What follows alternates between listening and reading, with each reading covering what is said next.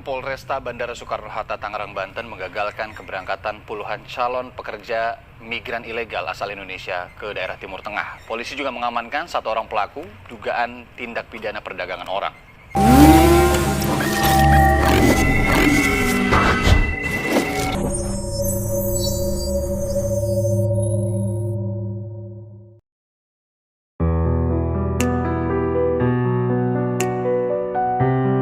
Polres Bandara Soekarno-Hatta gagalkan keberangkatan 64 PMI ilegal tujuan Timur Tengah.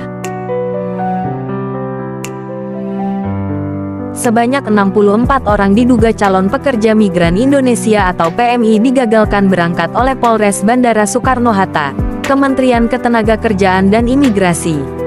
Kasat Reskrim Polresta Bandara Soekarno-Hatta, Komisaris Polisi Reza Fahlevi, Minggu, tanggal 9 April tahun 2023, mengatakan 64 migran itu rencananya akan terbang ke kawasan Timur Tengah.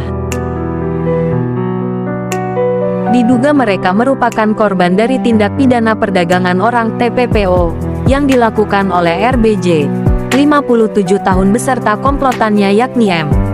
Berdasarkan laporan itu maka tim Polresta, Kementerian Tenaga Kerja dan Imigrasi mendapatkan informasi bahwa tersangka akan mengirim 64 orang calon PMI melalui Terminal 3 Bandara Suta, kata Reza.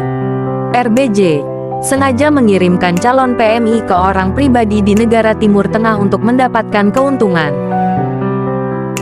Menurutnya, pemerintah saat ini menutup pengiriman tenaga kerja Indonesia ke Timur Tengah. Reza menjelaskan pengungkapan itu bermula dari laporan seorang pegawai Kementerian Tenaga Kerja soal aksi RBJ.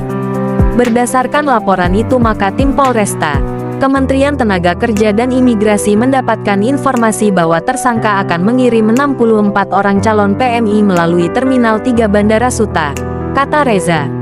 Ia menjelaskan pelaku mengirim 64 orang itu menggunakan maskapai Oman Air tujuan Jakarta Muscat dan Muscat Riyadh atau Muscat Dubai, Timur Tengah. Maka tim ini segera melakukan pencegahan, ucapnya. Sebanyak 64 calon pekerja imigrasi itu kemudian dibawa ke kantor imigrasi dan pemberangkatannya digagalkan. Dari penelusuran ternyata RBJ tidak bekerja sendiri. Dia dibantu oleh seorang berinisial M yang sampai saat ini ditetapkan sebagai DPO dan masih dalam proses pemburuan, ucapnya. Atas kejadian ini pelaku dijerat dengan pasal 81 Junto 69 dan atau pasal 83 Junto pasal 68 Undang-Undang RI Nomor 18 Tahun 2017 tentang Perlindungan Pekerja Migran Indonesia dengan pidana penjara paling lama 10 tahun dan denda paling banyak Rp15 miliar.